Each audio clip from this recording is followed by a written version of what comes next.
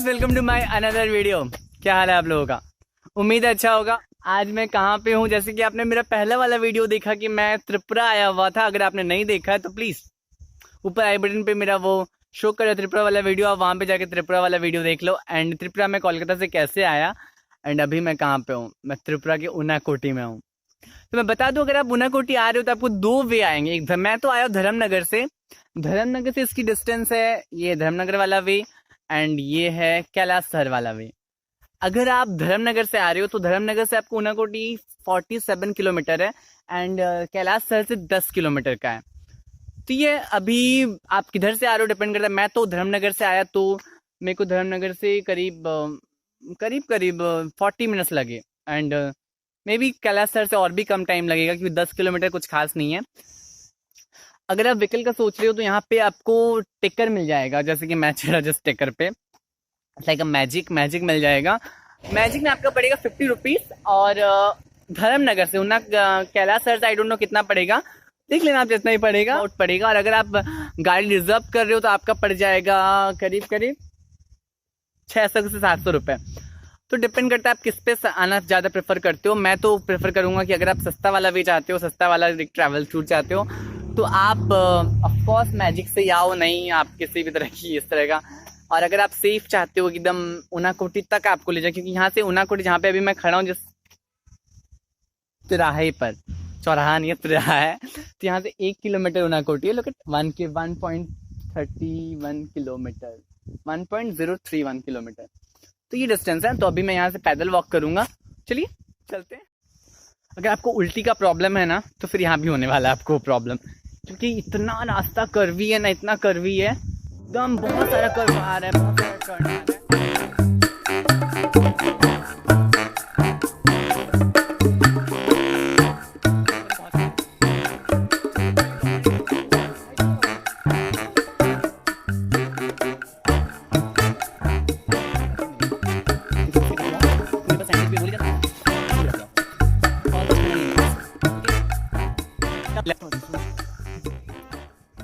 कुछ बातें मगर कहूँ तो यहाँ पे टिकट्स नहीं लग रहे हैं, ये एक अच्छी बात है।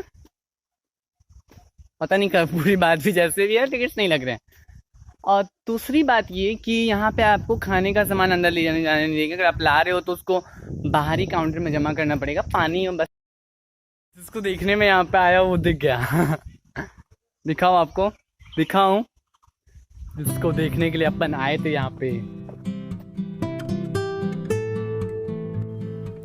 कई सारी कहानियों की परतों में दबा ये उनाकोटी का इतिहास। आज हम इन्हीं कहानियों से पर्दा उठाएंगे और जानेंगे उनाकोटी के बारे में बहुत कुछ, जानेंगे बहुत सारे रोचक तथ्यों को। कैसे बना उनाकोटी, किसने बनाया इसे, बहुत सारी बातें आज जानेंगे हम इस वीडियो में। तो दोस्तों, उन रोचक तथ्यों को जानने के लिए बने रहिए इस वीडियो में शुरू से अंत तक।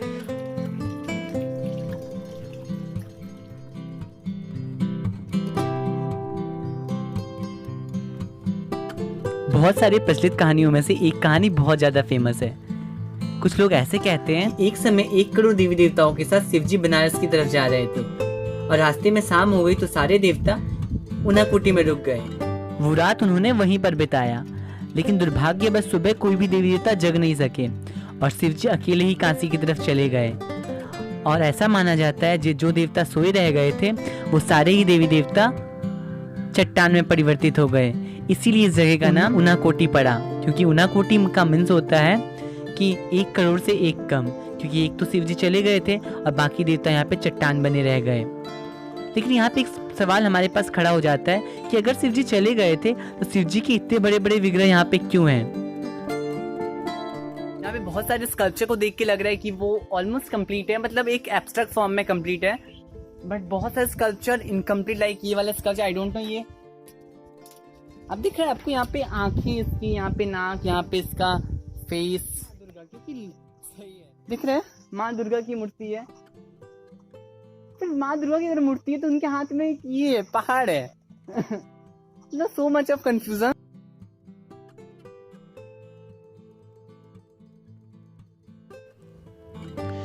कहानियां तो मैंने बहुत सुनी, लेकिन उनमें से ही एक और जनों ने मुझे एक बहुत ही सुंदर कहानियां सुनाई। वो कहानी अभी मैं आपसे भी शेयर करूंगा। चलिए देखते हैं उस कहानी को, नहीं सुनते उस कहानी को। इसका नाम कैसे उनाकोटी पड़ा ये मैं तुम्हें आज बताऊंगा। तुमने पढ़ा होगा पेड़ के बीज को अंकुर कहा जाता है, लेकिन धर्म के शास्त्र में अंकुर किसी और को कहा जाता है। लेकिन धर्म में शिव की जटा को ही अंकुर कहा जाता है और उसी के नाम से इस वर्तमान युग में इस जगह का नाम उनाकोटी पड़ा। अच्छा इतिहास गवाह है इन कहानियों में। এটা কি মহিষাসুর? এটা দৈত্যাসুর।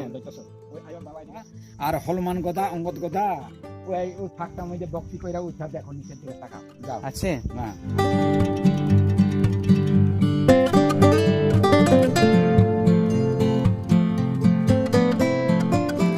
सुनने के बाद क्या लग रहा है पता है कि मैं जिन जिन पत्थरों पे पैर रख रहा हूँ पता नहीं वो शायद भगवान हो, बट कुछ किया नहीं जा सकता है। इनफॉर्चुनेटली हमको नहीं पता ना वो चीजें, तो मे बी हम जिसको मान रहे हैं उनको भगवान कह रहे हैं, जिसको नहीं मान रहे वो पत्थर हो जा रहा है। मे बी कैसा है ना, मतलब वही चीज हम लोग पैर नहीं दे सकते, उसको हम लोग पत्थर कह रहे हैं, उसी को फिर पूजा कर रहे हैं तो वो भगवान हो जा रहा है। और वही चीज कभी कोई पूजा करके उसको ऐसे छोड़ दिया तो फिर वो पत्थर हो जा रहा है। मतलब अजीब सा है ना, मान्यता पे दुनिया टिकी है। इनकी स्टोरी है कि त्रिपुरा जो राज्य है वो त्रिपुरारी, हम लोग शिव जी को त्रिपुरारी भी कहते हैं, तो उनके ही नाम पे डिजाइन सारे फॉर्म्स प्रकृति से आए हैं। यहाँ पता चलता है कि देखो लाइक पेड़ के जो रूट्स होते हैं उससे सीढ़ियाँ बन गई हैं, लाइक सीढ़ियों स्ट्रक्चर बन गया है। बट काफी ऊंचा है, काफी पहाड़ियों पे चढ़ना पड़ रहा है, लेकिन बहुत सही है यार। अभी यहाँ मैं शिव जी के दर्शन करने जा रहा हूँ। यहाँ कोई टूरिस्ट नहीं है, सबसे अजीब लग रहा है मेरे को। नथिंग एनी टूरिस्ट, कोई भी टूरिस्ट नहीं है, मतलब ऐसा कोई टूरिस्ट स्पॉट अभी कुछ खास है नहीं। बट मैं आप लोगों को कहूँगा कि अगर आप इंडिया घूमने की अगर कल्चर्स एंड हेरिटेज देखने की शौकीन हो तो one time come in Tripura. Wow place, but मैं पूरा एक्सप्लोर नहीं कर पा रहा हूँ, इसके लिए थोड़ी मेरे को दुख हो रहा है।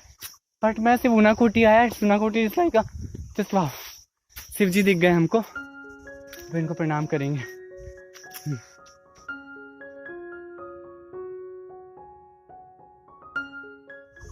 मान्यताएं कितनी अजीब है। कहीं पे कहते हैं कि शिव जी को लाल रंग एकदम नहीं पसंद, वो लाल रंग से गुस्सा आ जाते हैं लाल रंग को देखने से, उनको सफेद रंग पसंद है। बट यहाँ की मान्यता मुझे अलग लगी। यहाँ पे शिव जी को जवा से पूजा जा रहा है और शिव जी के शरीर पे एक रेड कलर का कुछ कपड़ा डाला हुआ है। तो मतलब कहते हैं हर एक मान्यताएं बदल जाती है हर एक जगह में, तो अजीब है ना ये हमारा कल्चर। एक ही भगवान को हम अलग अलग तरीके से पूज रहे हैं हर एक जगह। मैं नीचे की तरफ जा रहा हूँ, भगवान जी के दर्शन तो हो गए। ओह माय गॉड, क्या ये ओफो, यहाँ पर स्लिपरी था थोड़ा सा। पहाड़ों में यही प्रॉब्लम्स है, आपके पैर कब स्लिप खा जाएंगे कुछ भी नहीं पता। थोड़े सतर्क हो गए होता ना।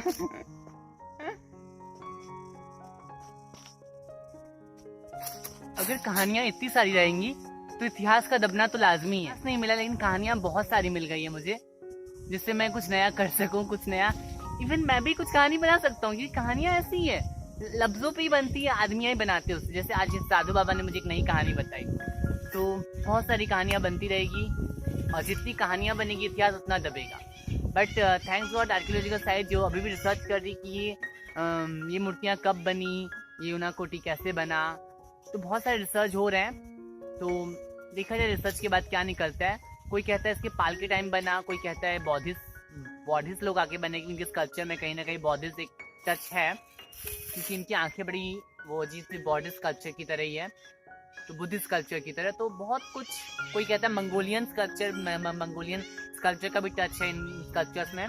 तो लॉट्स ऑफ थिंग्स हैं, बहुत कुछ है, लेकिन सच्चाई किसी के पास नहीं। शहरों से बहुत दूर खूनखार इस घने जंगलों में कौन आया जिसने तरासे इन अतुल्य अद्भुत मूर्तियों को, जिसे देखकर हमारी पलकें नहीं झपकती है, जिसे देखने आज लोग दूर दूर से आते हैं। किसने बनाया, कब बना, आज भी लोगों से अछूता है। इनको यहाँ पे एक बहुत अच्छा चीज मैंने देखा कि अब म्यूजियम बना दिया गया है कि कुछ मूर्तियां, ये सब रिलीफ मूर्तियां हैं, ये पहाड़ों से अलग बनाई हुई थी, जिनकी का वो मान्यता है ना कि सारे भगवान पत्थर बन गए थे, तो ये वो सारे भगवान हैं जो पत्थर बन गए। अभी उनको कैद करके रख दिया गया कि भगवान अब कलयुग में भाग ना जाए हमारी धरती को छोड़ के। तो ऐसे ही अभी ये जरूरत है इन सब चीजों का, अगर ये नहीं होगा तो फिर ये सारी चीजें एक टाइम गायब हो जाएगी अंदर। यहाँ की मूर्तियों को देख के एक चीज मुझे जो लग रहा है कि यहाँ की मूर्तियां बहुत सारी फेज पे बनी, मतलब एक टाइम पे मूर्तियां नहीं बनी है, क्योंकि अगर एक टाइम पे मूर्तियां बनती तो उन मूर्तियों का पैटर्न, उन मूर्तियों का सारा स्ट्रक्चर एक जैसा रहता, बट ऐसा नहीं है यहाँ पे। यहाँ पे ऊनाकोटी का वो जो शिव जी है उनकी वो बड़ा ही स्टीफ है, बड़ा रिजिड टाइप के हैं, बट यहाँ पे कुछ एक मूर्तियां ऐसी जो बड़ा ही मतलब रिदमिक है, बहुत रिदम में है। लाइक वो शिव जी वाली मूर्तियां हैं, शिव और पार्वती वाले, ऑल्सो बहुत सारी मूर्तियां जो बहुत ही मूवमेंट में, लाइक साउथ के जैसे चोल टाइप में, चोल के टाइम जिस टाइप की मूर्तियां बनी उस टाइप की मूर्तियों से रिलेटेड करता है।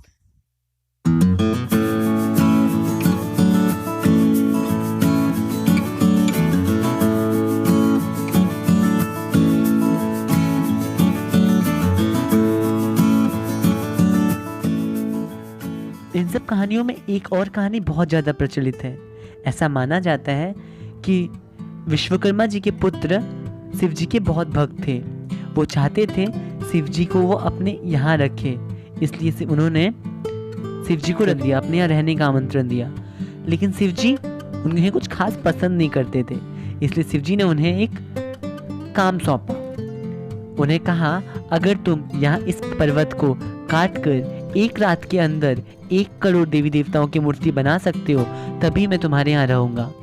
लेकिन दुर्भाग्यवश विश्वकर्मा जी के पुत्र एक रात में 1 करोड़ देवी देवताओं से एक मूर्ति कम बना सके।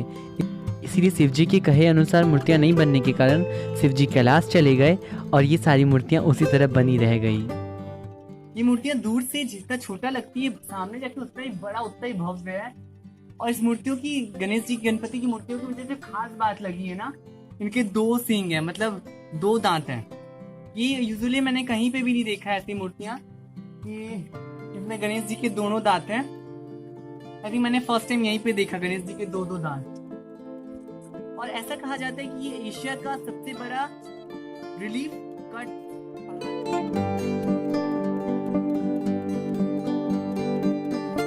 अजीब है ना हम, मतलब हम ह्यूमंस की साइकोलॉजी भी कितनी अजीब है कि इतनी सुंदर से हिस्टोरिकल एक प्लेस, इतना हिस्टोरिकल, इसमें क्यों मैं ये लिखूं। देखिए आप यहाँ पे कुछ लिखा इन्होंने, लुक एट दिस।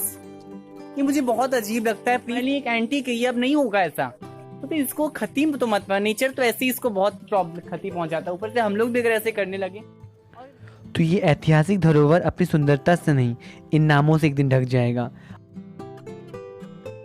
मैं सिर्फ सोच रहा हूँ कि बारिश के टाइम ये मूर्तियाँ कितनी सुंदर लगती होगी। ऊपर से झरना, यूजुअली यहाँ पे लग रहा है कि यहाँ पे पानी गिरता है, क्योंकि ये पपड़ी बिना पानी के होएगा नहीं, तो पानी गिरता है उसमें, बारिश के टाइम पूरा ऊपर से झरना गिरता होगा, क्या नाइस वाला व्यू आता होगा। यही है ना, मतलब प्रकृति का ना हर एक रूप अपना अलग अलग रूप है, और हर एक में ब्यूटी है। किसी में भी आप इसको नहीं कह पाओगे कि ये मुझे देखने में बुरा लग रहा है, बहुत सही लग रहा है, बहुत सही है ये। From Andhra Pradesh to all over India, I can't say some city name because I will go many places like Tripura. Start Pondicherry. Yeah, start Pondicherry, okay. Andhra Pradesh, Orissa, Kolkata, Sikkim, गिनते रहो सिर्फ। Assam, and Meghalaya, and later Mizoram. Now I am exploring Tripura. अभी इसके बाद मणिपुर, नागालैंड, अरुणाचल प्रदेश, मतलब पूरा north east, पूरा north east. तो ये सही है। भाई का नाम क्या कहा आपने? रेवंत। इनका एक यूट्यूब चैनल भी है, YouTube channel Rockstar traveller, and even Instagram and Facebook name also same, Rockstar Traveler. Almost complete. मैं करीब आया था यहाँ पे 11:30 बजे करीब, अभी करीब 3:45 बज रहे हैं। बहुत टाइम लग गया, इतना सारा टाइम लग गया।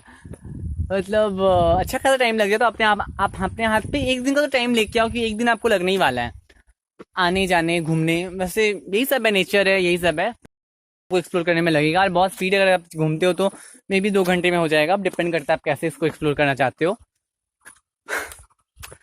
अब वैसे वीडियो तो खत्म।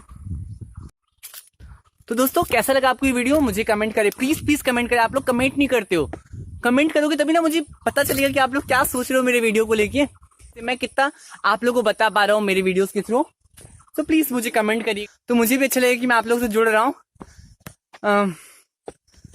तो आपके कमेंट का मुझे इंतजार रहेगा कि आप कब कमेंट कर रहे हो। और अगर आपने ये वीडियो मेरा पहली बार देखा है तो प्लीज इस चैनल को, अगर आप अभी तक भी आपने मेरा वीडियो देखा है तो उम्मीद है ये वीडियो अच्छा लगा होगा और इस तरह की वीडियोस मेरे चैनल पे आते रहेंगे। तो प्लीज इस चैनल को सब्सक्राइब कर दीजिएगा। मेरे को सब्सक्राइब करना है तभी आप मेरे से जुड़ जाइएगा। हम लोग सब साथ मिलकर और भी बहुत सारी जगह घूमेंगे, बहुत सारी जगह एक्सप्लोर करेंगे। बस ये सारी उम्मीद, और फिर मिलते हैं नेक्स्ट वीडियो में। तब तक के लिए बाय बाय, टाटा। अपना ख्याल रखिए, अपने फैमिली का ख्याल रखिए और अपनी प्रकृति का भी ख्याल रखिए, क्योंकि अगर ये प्रकृति नहीं रहेगी तो हम नहीं रहेंगे। बस तो बाय बाय, टाटा, मिलते हैं नेक्स्ट वीडियो में, बाय बाय।